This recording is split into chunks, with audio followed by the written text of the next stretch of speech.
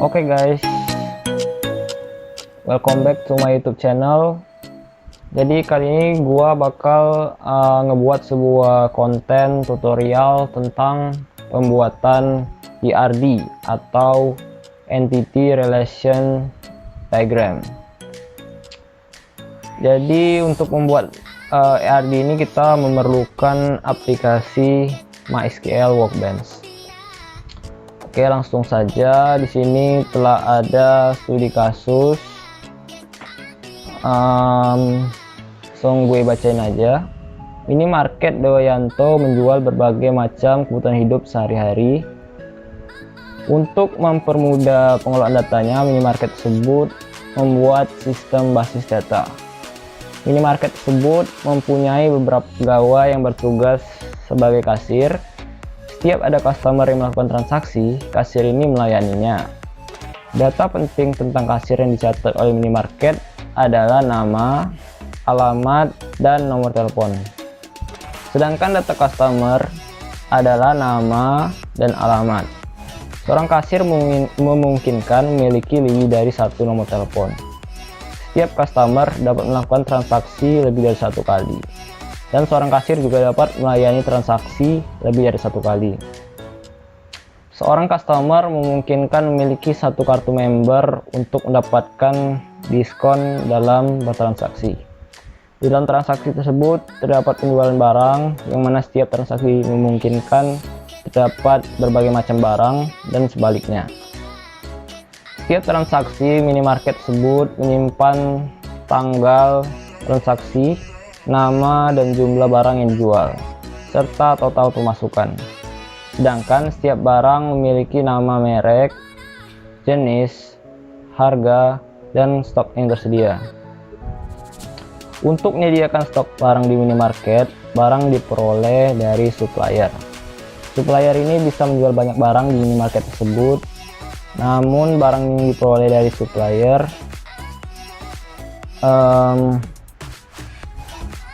supplier ini bisa menjual banyak barang di minimarket tersebut, namun barang yang bersangkutan hanya boleh disediakan oleh satu supplier saja.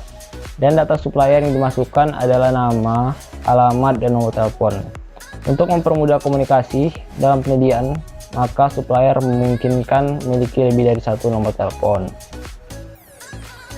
Selanjutnya, untuk membuat ERD ini, pertama-tama kita memerlukan aplikasi yang namanya XAMPP, kemudian juga MySQL Workbench.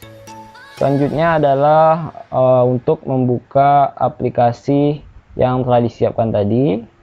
Ketiga adalah kita bakal membuat tabel atau entity dari sebuah database beserta atributnya. Keempat adalah kita bakal membuat diagram dan juga relasi dari tiap-tiap entitas.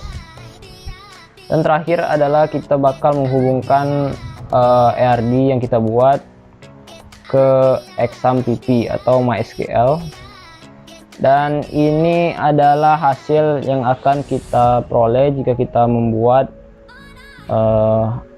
ERD ini. Akan muncul tampilan seperti ini. Di sini terdapat entity yang berupa kotak, kemudian ada atribut-atributnya yang di dalam kotak ini, dan juga ada relasi yang ditunjukkan dengan garis-garis yang saling berhubungan ini. Di sini terdapat entity kartu member, customers, transaksi, barang, supplier, kasir, dan juga entity yang tercipta akibat hubungan barang dan transaksi, yaitu barang hash transaksi. Oke, langsung saja kita buka aplikasinya. Di sini kita buka aplikasi XAMPP terlebih dahulu. Di sini gue udah buka aplikasinya. Di sini Apache sudah diaktifin, MySQL sudah. Selanjutnya adalah membuka aplikasi MySQL Workbench.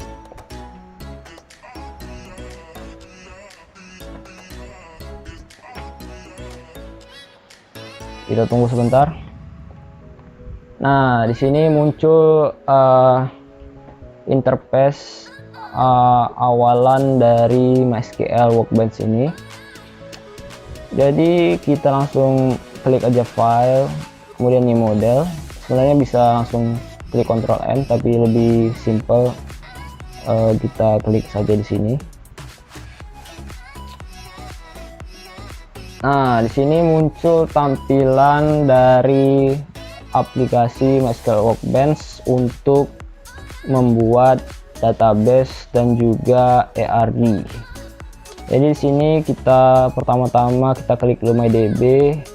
Jadi kita rubah namanya sesuai dengan studi kasus yang telah kita lihat tadi, yaitu minimarket Dewayanto. Nah, di sini muncul, di kita tutup. Sini mungkin biar upload kita save terlebih dahulu. Sini kita save model S.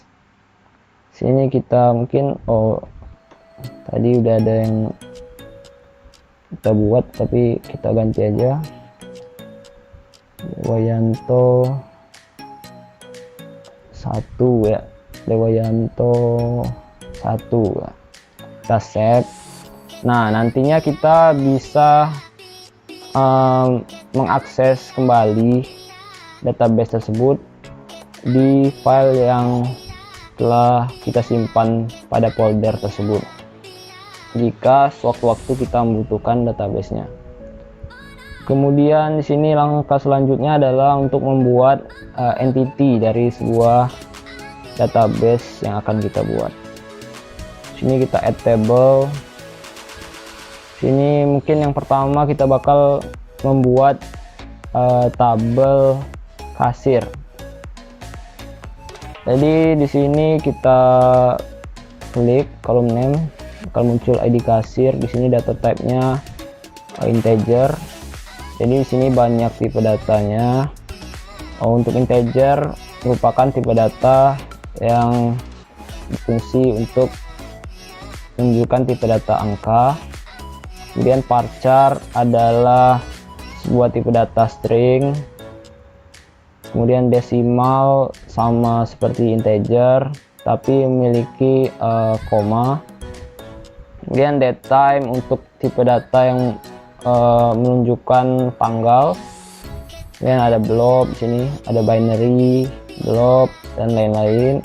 Sini juga ada date, tanggal, datetime, time. Di sini ada timestamp, year, geometri dan lain-lain. Di sini juga ada begin, desimal yang sama kayak tadi berupa koma, double juga sama kayak desimal, float hampir sama kayak integer, tetapi jangkauannya atau lengthnya lebih kecil dibandingkan integer. Kemudian ada medium, real untuk bilangan real, small integer untuk integer yang lengthnya lebih kecil. Ini ada tiny integer juga bersama kayak small integer. Sini ada char. Char di sini tipe datanya hampir sama kayak varchar berupa tipe data string, tetapi lengthnya lebih kecil. Kemudian ada JSON, nchar, nvarchar, dan varchar. Di sini juga ada long text, medium text, text, ini text.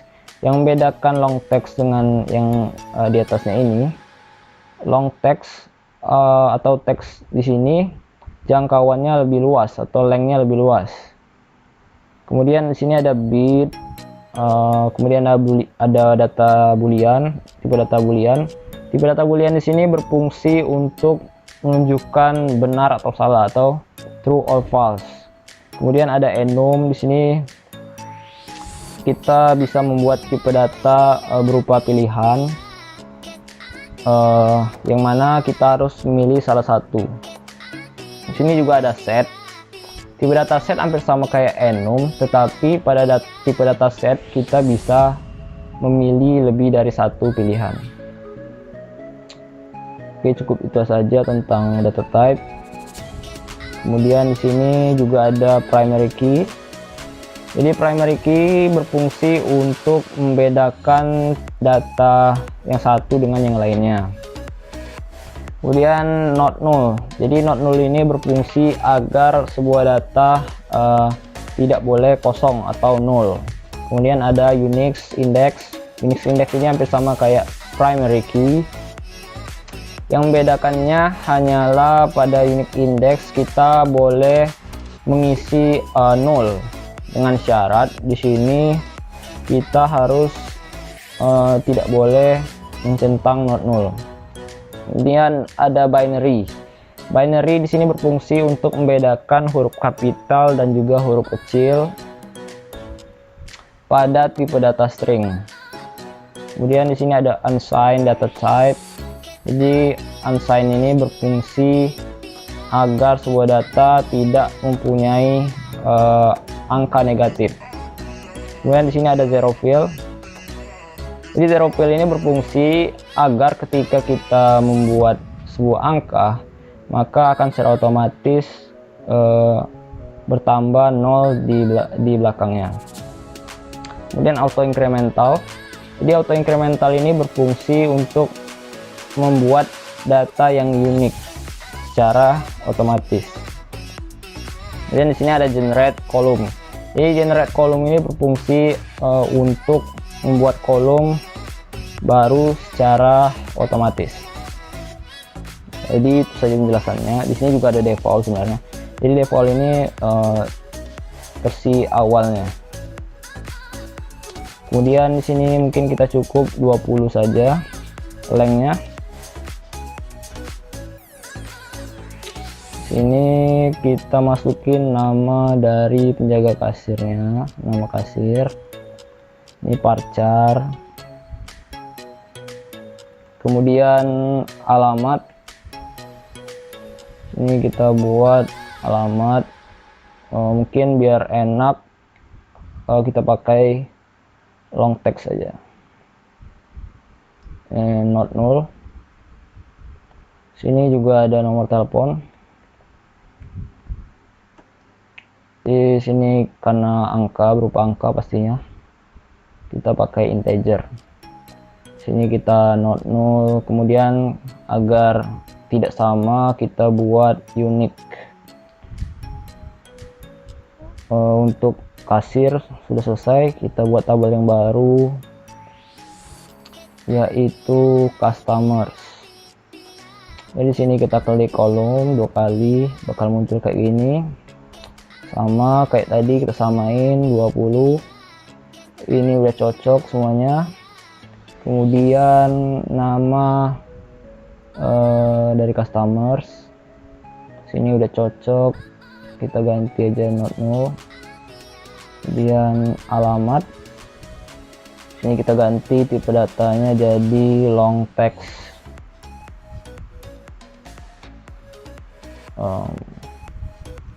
Long text ya. Sini udah selesai. Kemudian kita juga bakal buat kartu member ya. Kartu member. Sini udah cocok. Ini kita ganti 20 aja. Cocok semuanya. Sini kita buat jenis member. Oke. Nah, untuk jenis member sini karena berupa pilihan sepertinya, jadi kita buat enum.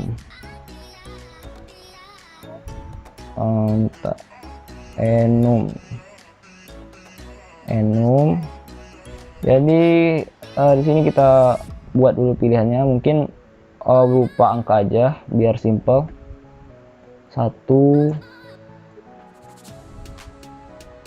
kemudian 2, kemudian 3, kemudian 4. Nah, kayaknya 4 udah cukup. Sini not null.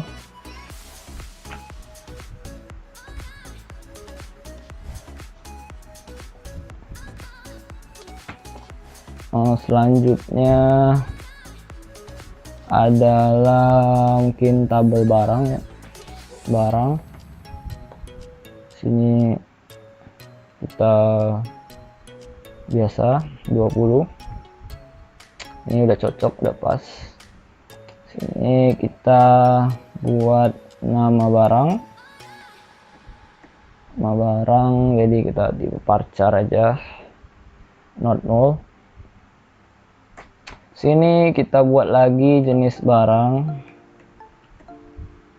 Ini kita samain kayak tadi aja, pakai enum.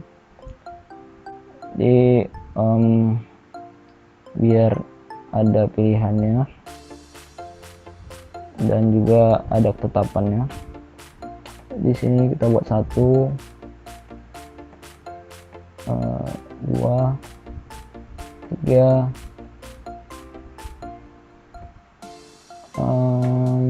dan 4. Mungkin bisa juga tambah dan lain-lain. Oke, jenis barang sudah. Kemudian untuk harga ya,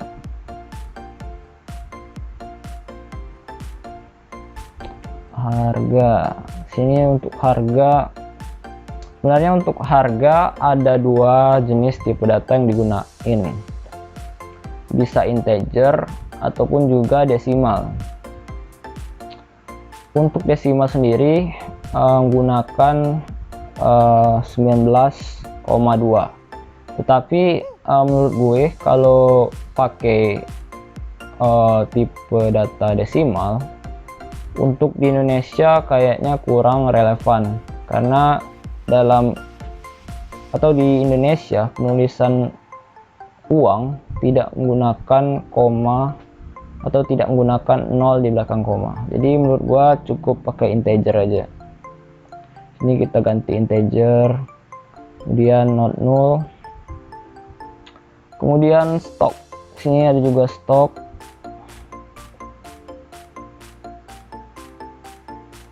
Sini stok. Pastinya tipe datanya integer, karena stok mungkin aja kosong, jadinya kita nggak perlu centang not null. Udah. Kemudian ada tabel transaksi.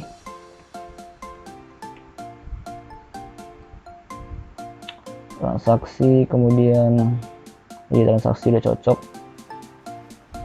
Sini 20, sini tanggal,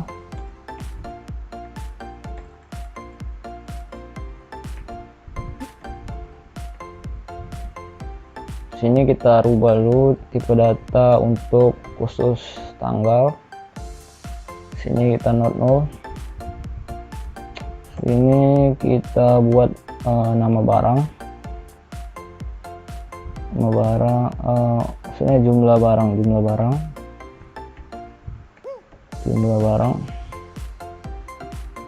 Sini tipe datanya integer pastinya. Sini kita nggak usah centang. Kemudian total pemasukan.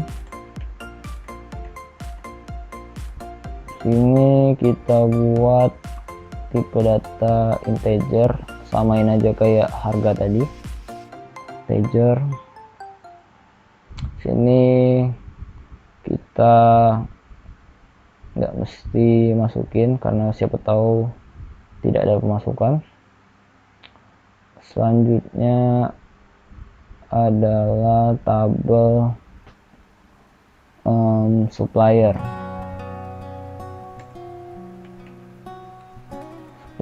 Sini integer udah cocok, ini udah cocok.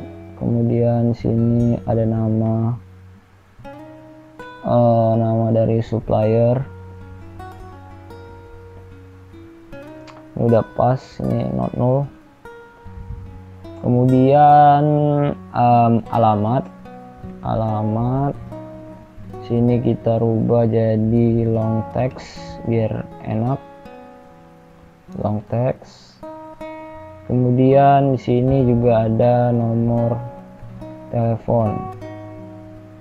Mau telepon pastinya tipe datanya adalah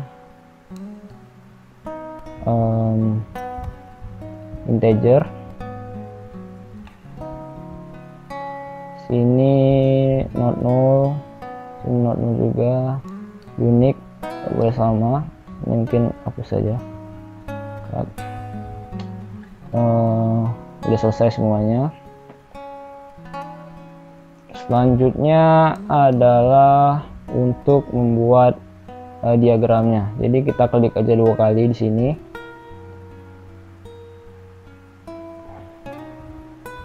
Nah, bakal muncul tampilan seperti ini. Jadi kita klik di sini untuk tabel yang telah kita buat tadi. Sini bakal muncul tabel-tabel. Ini kita tarik aja. Barang, customers, kartu member, kasir, supplier, transaksi. Jadi di sini ada 6 entity. Nanti tugas kita selanjutnya adalah untuk menghubungkannya berdasarkan studi kasus yang telah kita bacakan tadi. Sini kita susun terlebih dahulu. Mungkin untuk kasir sebelah sini, customer sini, mungkin transaksi di sebelah sini, selanjutnya mungkin barang sini, sini lah, sini ya, supplier sini aja biar enak. Nah, pertama kita hubungkan dulu kasir dengan transaksi. Jadi kita klik 2 kali. Nah, bakal muncul tampilan kayak gini. Kita klik ada di bawah ini yaitu foreign key. Jadi di sini kita buat ID dari barang. Maksud saya ini agak tukar. Maksudnya transaksi.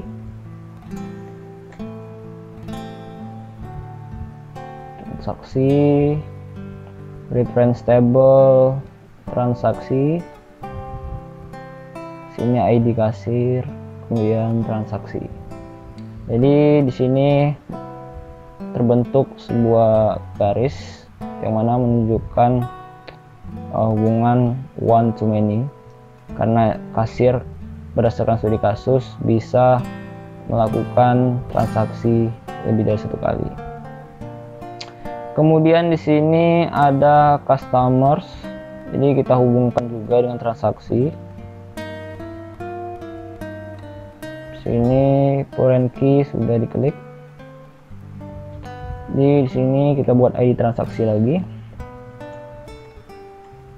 Transaksi. Sini kemudian reference table-nya adalah transaksi.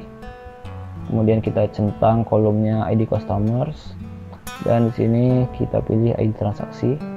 Sama seperti penjelasan yang tadi, sifatnya adalah one to many.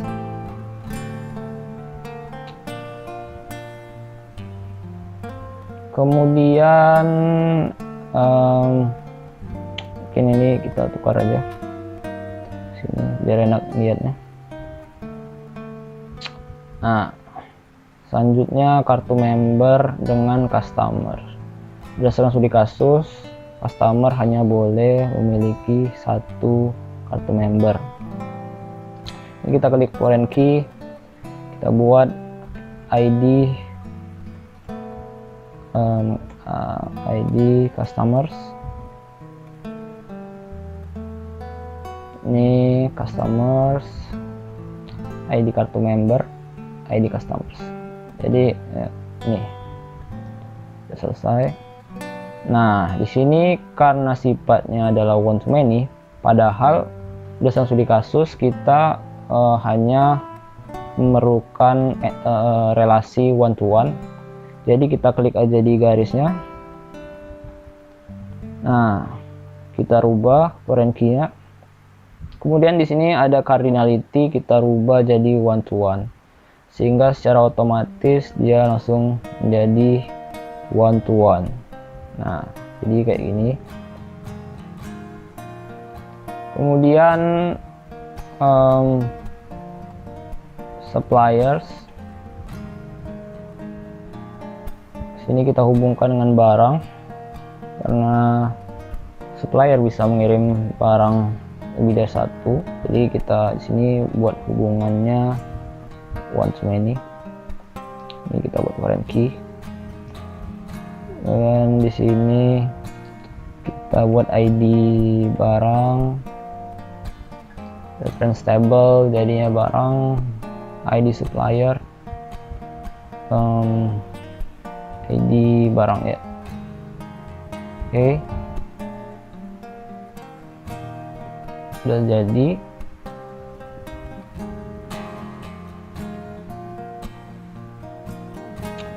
Sini udah selesai. Sini juga sebenarnya ada satu lagi, transaksi. Pada studi kasus, transaksi bisa berupa banyak barang, dan barang juga banyak bisa berupa transaksi. Jadi sini kita memerlukan relasi many to many. Jadi kita klik sini, kemudian klik di sini, akan tercipta sebuah entitas baru yang diakibatkan oleh hubungan antara barang dan transaksi. Mungkin ada penjelasan yang tertinggal di sini. Sini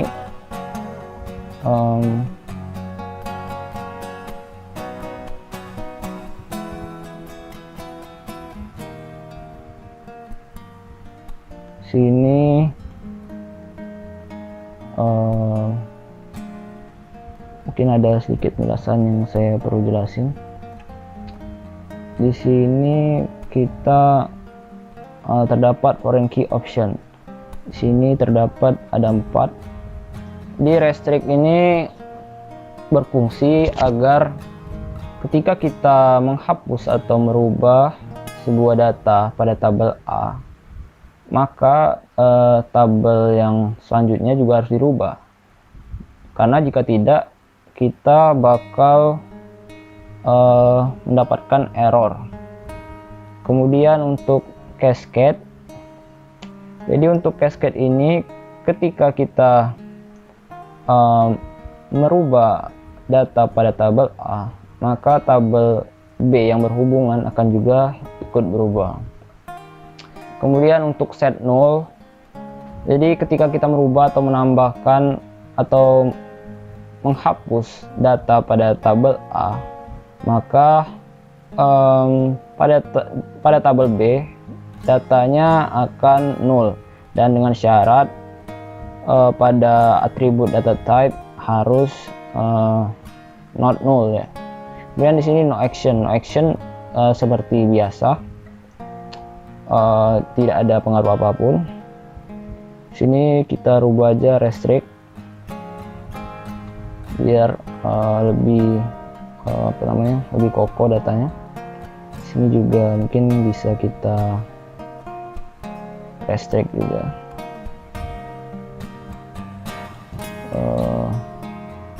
Foreign key, sini ID transaksi, sini restrict. Nah, selesai. Jadi inilah yang dinamakan sebuah ERD, yang mana ERD ini terdiri dari entitas yang saling berhubungan sehingga menciptakan sebuah sistem yang bisa menjalankan sebuah aktivitas. Mungkin langkah selanjutnya adalah yang terakhir, yaitu menghubungkannya ke MySQL. Jadi kita di sini klik database, kemudian connect to database. Kita tunggu. Di sini kita rubah standar aja. Nah, nanti di sini kita klik OK.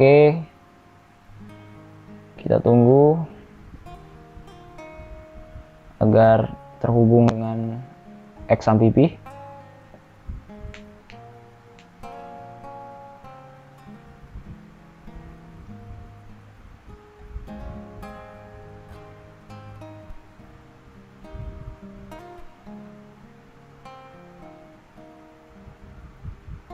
Mungkin agak sedikit lambat karena cukup berat.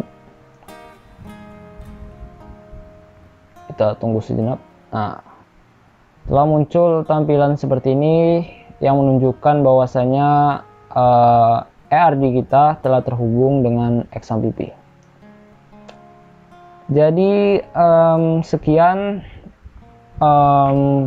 tutorial dari gue. Gue ucapin terima kasih lah untuk kalian yang udah nonton sampai selesai, dan semoga penjelasan gue ini bisa dimengerti dan juga bisa memberi manfaat pada kalian semua, terutama dalam tugas ataupun ada tugas kantor atau tugas kuliah tentang pembuatan ERD. Sekian, terima kasih, see you guys.